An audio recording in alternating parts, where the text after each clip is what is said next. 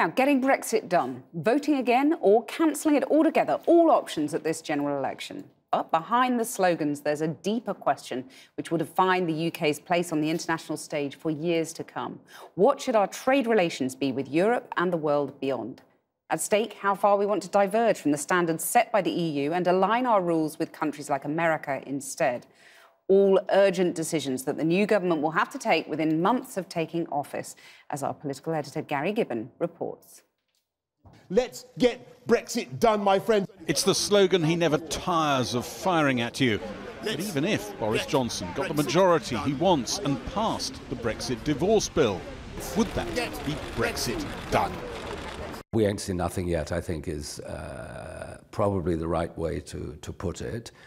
This will be seen historically as having been the relatively easy bit. The election campaign tonight focused on the first televised leaders' debate. Hasn't touched on it so far, but the trade talks with the EU that would follow Brexit represent a moment of decision for Britain, a fork in the road. Pascal Lamy was for 4 years a European Commissioner, 8 years head of the World Trade Organization. He says he's amazed our future relationship with the EU isn't at the heart of this election.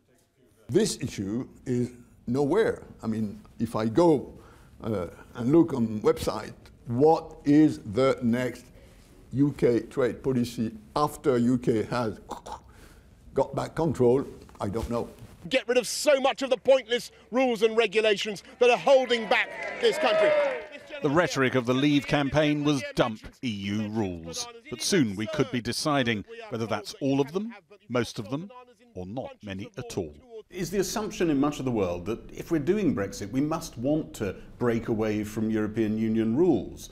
Or is the assumption that we don't know what we're doing? I think you're putting your finger on an extremely important question for us all, which is, what does take back control mean? Raoul Ruparel was part of Number 10's Brexit team under Theresa May. He thinks some in the EU overinterpret take back control as a sign that Britain wants to turn itself into a Far East, low-regulation economy. I think sometimes they fall prey to a caricature of the UK being a massive deregulatory economy and wanting to really become a Singapore on Thames, as some people say. And I think you have to be realistic about what is politically sellable in this country.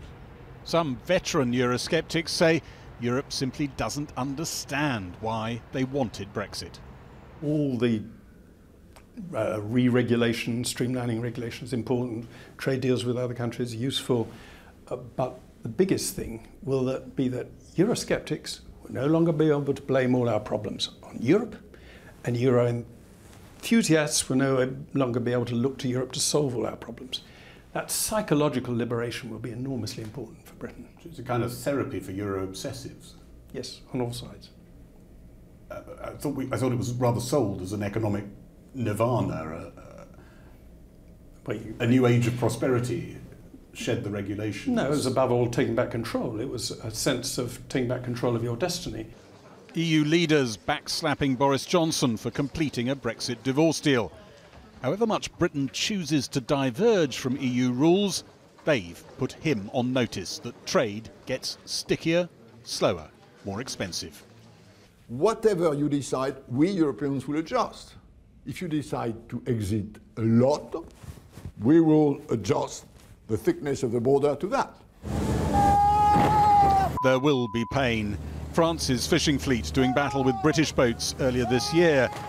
Fishing fleets on both sides of the channel fear their interests will be traded off for bigger economic fish. The president of the Farmers' Union worries a similar sellout could be coming for her sector and wants cast iron guarantees Britain won't let farming standards slip.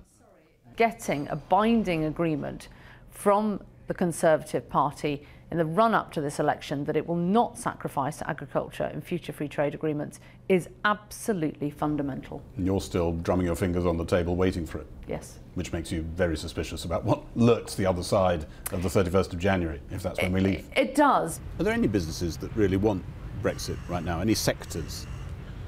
Well, I think you have to speak to the sector specifically. It's hard to say. I think some have obviously evolved in their view throughout the negotiations. They've worked out how to cope with it. Yeah. But are there any sectors who actually desperately want it?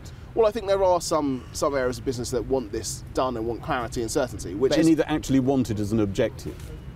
I mean, off the top of my head, I think you have to speak to businesses to say... Can't think of any. You know, I think generally they've been quite sceptical of it. The letter says coming off the declare. As well as promising to leave the EU at the end of January, Boris Johnson is pledging he won't extend the standstill transition that follows and can negotiate a free trade agreement with the EU within 12 months. We will not extend the transition period beyond the end of 2020. There's absolutely no need to do that. I haven't met anybody who thinks that a deep, comprehensive, definitive trade relationship can be conjured up in a few months. Nobody. It's just too complicated. Nobody. It's just too complicated. Boris Johnson's promised there will not be an extension for the transition. Then he'll have to find another way, another bridge to the... He might have to call it something to that else. Distant future. He can call it what he likes. You know who this is? Does everybody know? He's going to be a fantastic Prime Minister. The government hopes to start on a US-UK trade agreement in parallel with the EU talks. We're going to do a fantastic deal. So far in the election, though, it's been Jeremy Corbyn talking about this deal, not Boris Johnson. Given the chance, they'll slash food standards to match those of the United States, where what are called acceptable levels of rat hairs in paprika and maggots in orange juice are allowed. I'm not sure the United States will expect the UK to move into its orbit, but it will definitely want the UK to be more relaxed with its standards and regulatory framework than what it is now with the European Union. So this is a big decision for the British government and the British people to make, is how closely aligned do we want to stay with the European Union, and how much are we willing to give that up to potentially secure a trade agreement with the United States. Lukens says he's sure Britain would see European-style mass protests against a US trade deal if negotiations got underway. Pascal Lamy guesses Britain will struggle to give up the European way of doing things, even if it Brexits early next year. This game, which is the game UK is in, which is let's try and exit politically as much as possible and economically as little as possible, because exiting politically sounds nice and exiting economically costs a lot. This compromise is the real question. My own sense for what it's worth is that the economics of that 10 years from now will lead to Brno. That's the real scenario. Brexit in name only. Name only. A political Brexit without an economic Brexit. Well, he's a former Eurocrat. He might well believe that, but I don't think that's going to be the case. You think he's just got that wrong? Yes. It won't be anything like that. We'll have diverged quite a bit. We will diverge, not in the terms of having lower standards, but setting our own rules and regulations in the way to get to the same standards, which have roughly the same standards of outcomes, but by less onerous burdens on our businesses. None of which has been at the heart of this election campaign yet, but could be rocking our politics for a long time after it.